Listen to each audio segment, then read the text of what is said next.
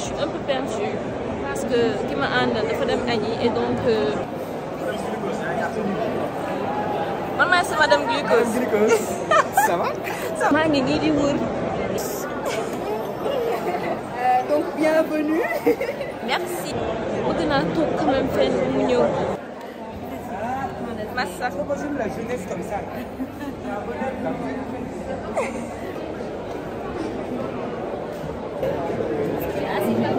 Ouais.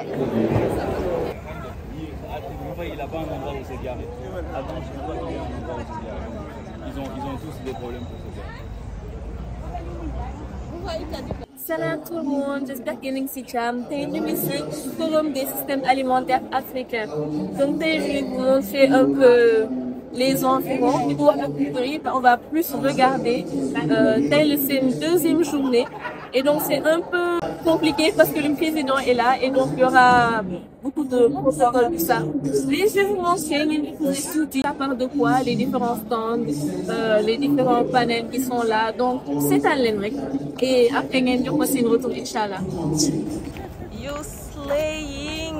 Oh my God! Regardez-moi les détails s'il vous plaît. Mais tu es trop belle. On va avoir un grand live sur cet écran là, tu vois. Mais je le vois pas.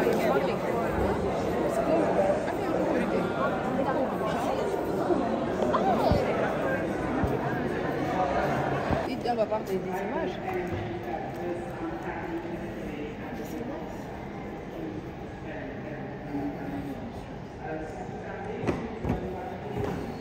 Pour être là.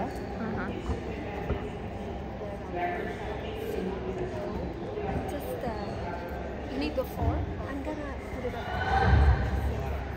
Oh, okay. Alors on a ici notre organisatrice.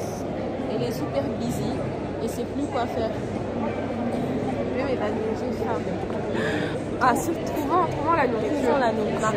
C'est une autre organisatrice qui n'en peut plus d'être debout. Elle est trop bien habillée pour ça en fait. Allô, ça va? Massa. J'aime la jeunesse comme ça.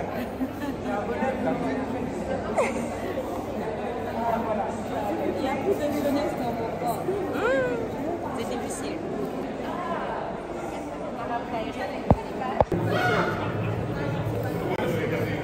Des gens très intelligents qui font passer leur message et qui comprennent les besoins des gens.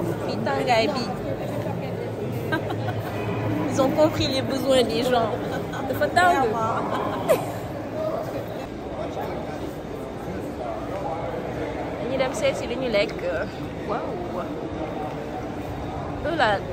La nourriture là, elle est tellement belle. Est-ce qu'ils vont laisser les gens manger? Est-ce que c'est ici? Ça rend ma mais je ne semble pas. Là-bas, je pense qu'ils vendent à manger, mais. Oui, c'est joli. Ouais, c'est très joli. Non, je pense pas qu'ils vont laisser les gens manger.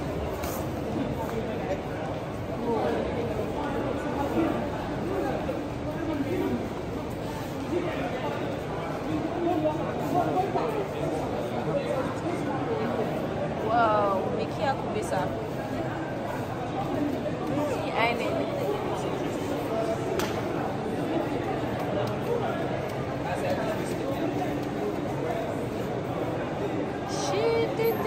No, aynen.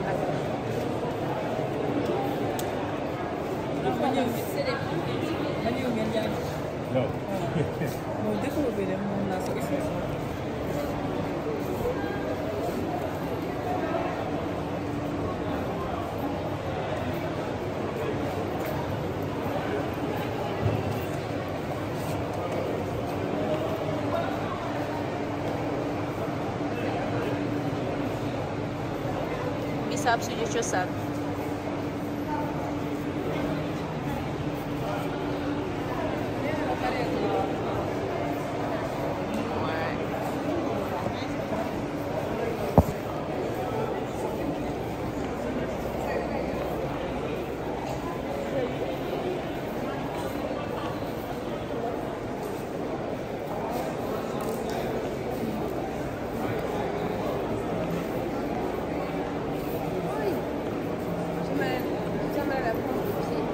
Bah, j'imagine.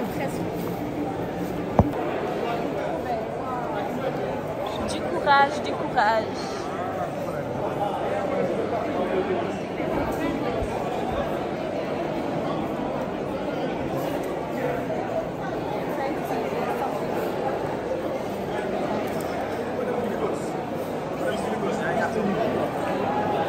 C'est Madame Glucose.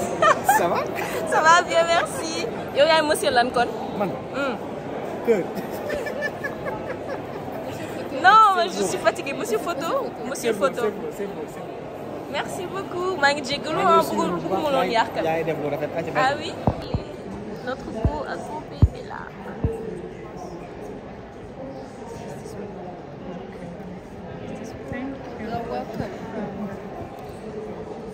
J'aime trop cette femme. On va aller de ce côté. Allons-y. Quelle réforme politique portez-vous aujourd'hui pour attirer davantage d'investissements dans les systèmes agroalimentaires en France?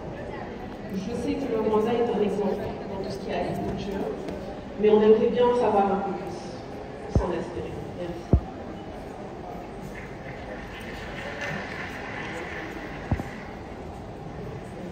Let me first thank our gracious host,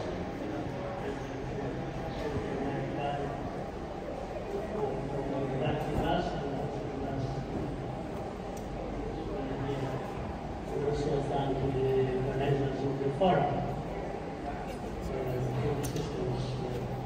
de l'économie compétitive, l'industrialisation est extrêmement importante pour nous parce qu'il faut inscrire justement les conditions dans les chaînes de valeur et dans les chaînes logistiques, transformer ce qui a été produit pour pouvoir ajouter de la valeur, consommer ce qu'il nous faut au niveau local et exporter, comme je le disais tantôt.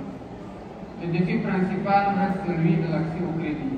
Je l'ai mentionné tout à l'heure en disant que aujourd'hui, les agriculteurs, le crédit bancaire réservé à l'agriculture n'est que de 3%. Et il n'y a que 10% des agriculteurs qui ont accès à ce crédit. Vous voyez tout de suite la faiblesse du financement de ce secteur, pourtant qui est le but d'absorber une bonne partie de notre main-d'œuvre et de faire travailler les jeunes.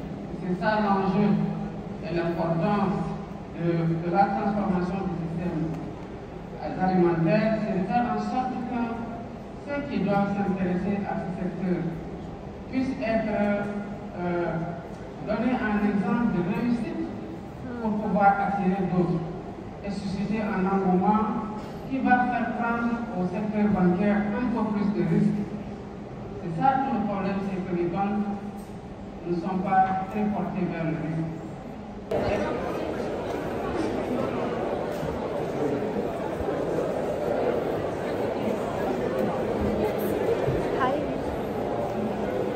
Voilà, on est dans la salle principale. C'est ici que tout se passe. Vous verrez, il y a plein de stands, que ce soit vestimentaire, alimentaire, les ONG, tout ce qui touche de près ou de loin à l'agriculture. Ouais. Donc même les sacs faits main, c'est fait à partir du cuir. Et le cuir, c'est l'élevage. Donc tout est lié en fait. Et donc tout ce qui est lié de près ou de loin à l'agriculture, vous trouverez des stands ici.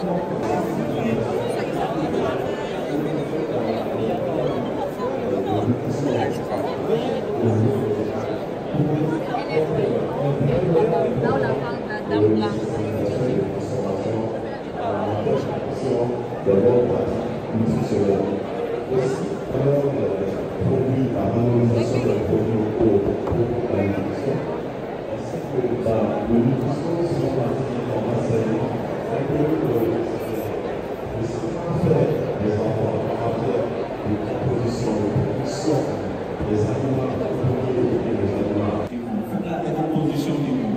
Libre, sûr, guidé et fixé. Donc, le leadership, c'est quelque chose qui, c'est quelqu'un qui est en train de venir. C'est un guide, c'est quelqu'un qui.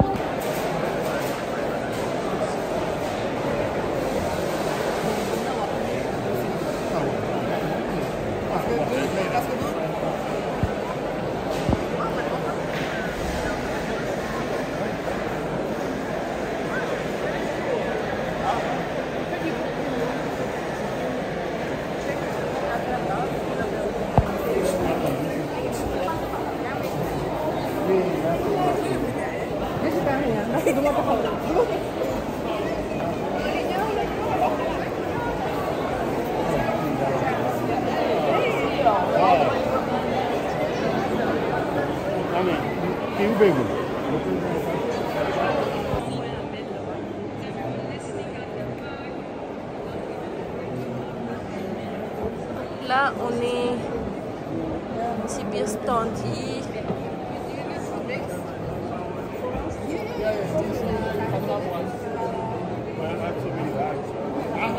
y en a plein de stands lépp ci mbirum agriculture ak changement durable.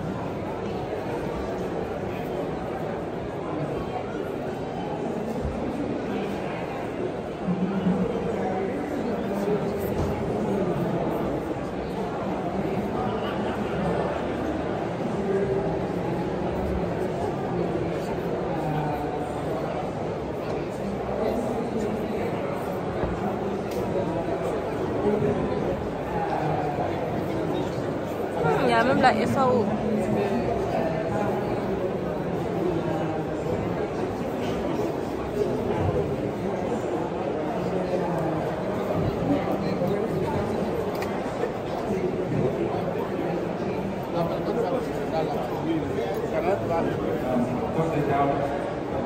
This is building of this industrialization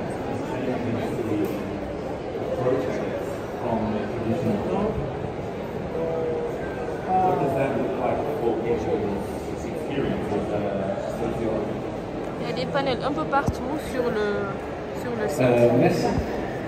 Donc da ngay choisir bu la intéressé rek toog. Je disais au début, la mutation. Le football est en mutation. Le football était consacré au terreau. Le football était une culture plutôt de subsistance, à la limite de secours au moment de la soudure. Le football était négligé et méconnu.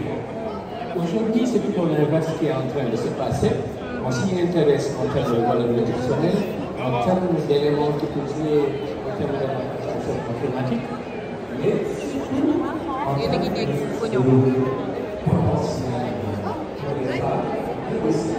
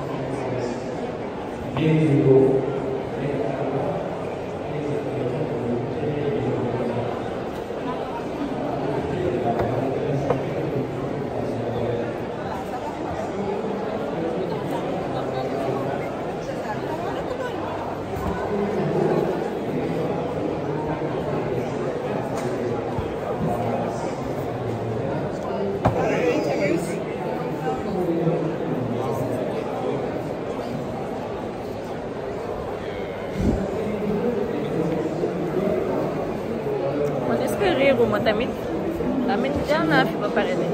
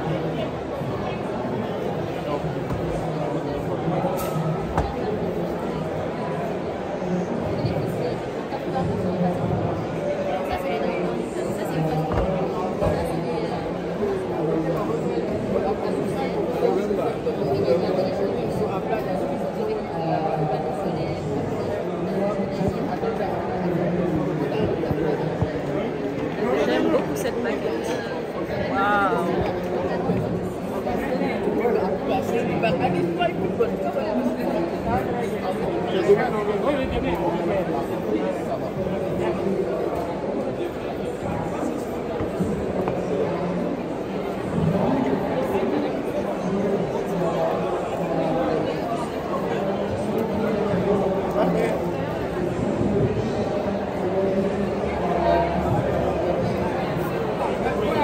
je pense qu'on a fait le tour.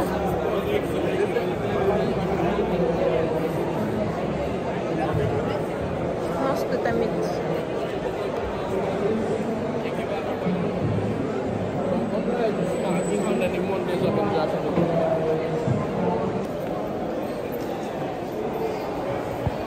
Donc, bienvenue. Merci. Agrimont, c'est une marque agricole qui s'active dans tout ce qui est services et produits agricoles. Pour les services, c'est de l'élaboration du business plan jusqu'à la récolte.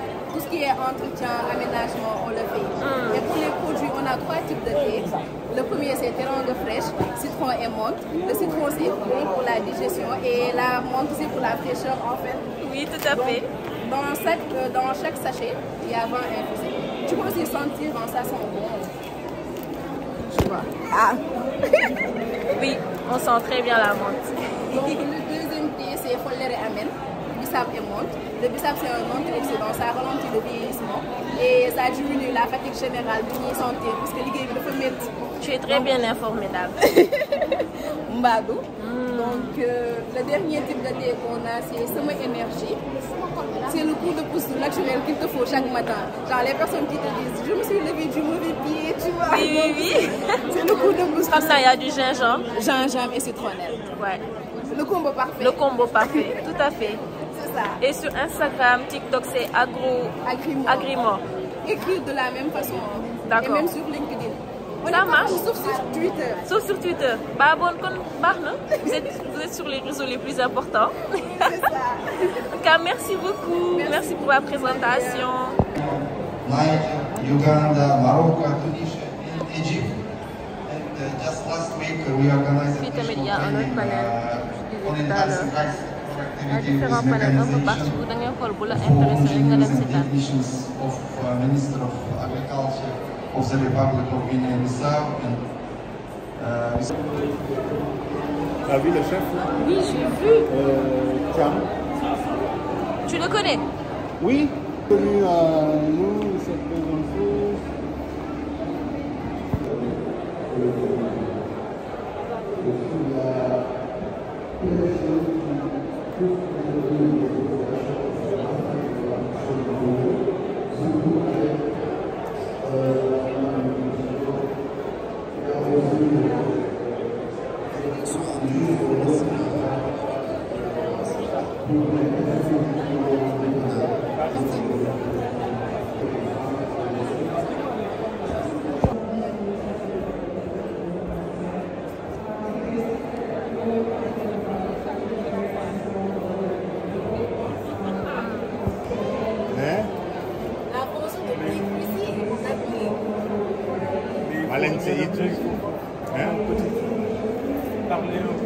Hello.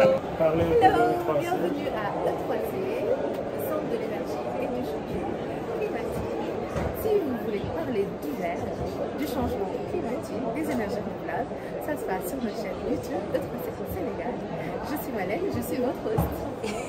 Merci beaucoup Malène. Là je suis un peu perdue parce que qui m'a àndal dafa dem añi et donc maa ngi nii di wër bëgg naa toog quand même fenn mu ñëw en attendant panel bi mu bëgg seetaan man.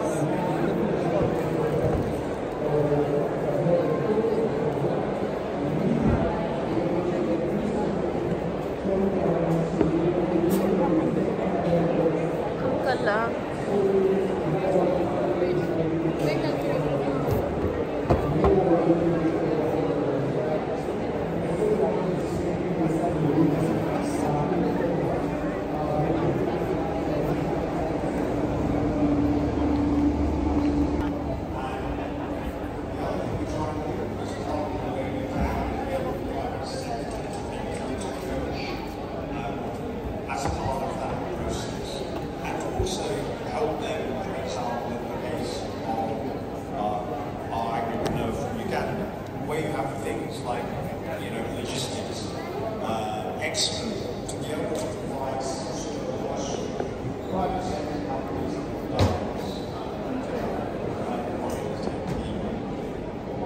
most important thing for financial services is that there are services that have been accessed by people that are not part of that mainstream financial institutions. And we'll do that at various levels. So, for example, we'll have individual grants, we'll have grants to groups. For example, groups that have a business plan, we'll have grants to the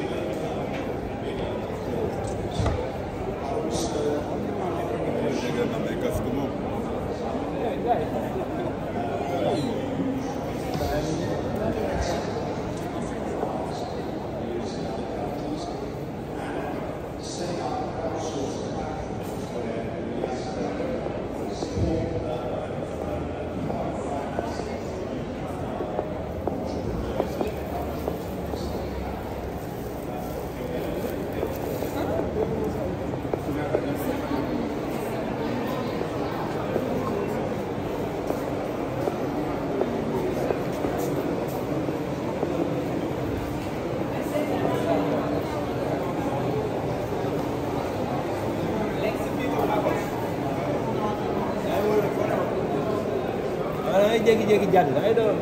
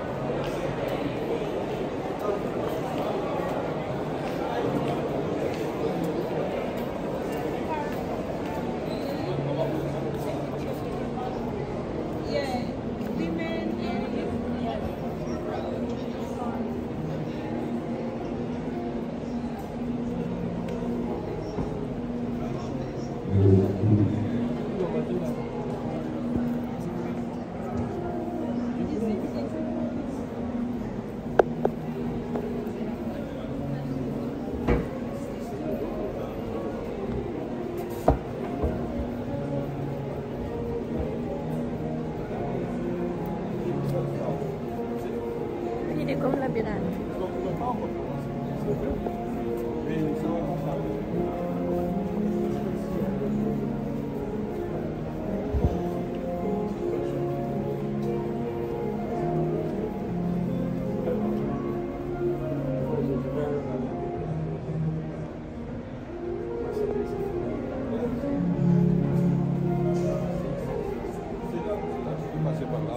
Si vous voulez vous mettre juste là, vous pouvez passer par là.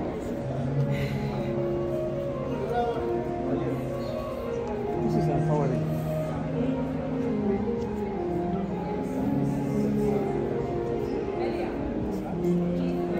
Ça va bien, merci.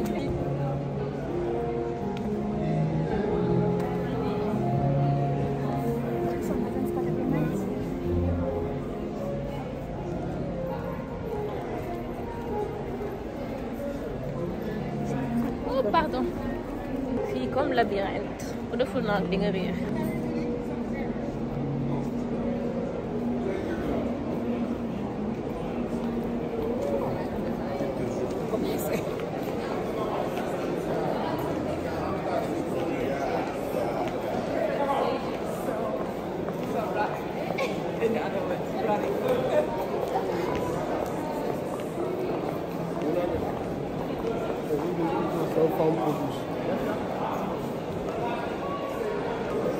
Hey, Mora.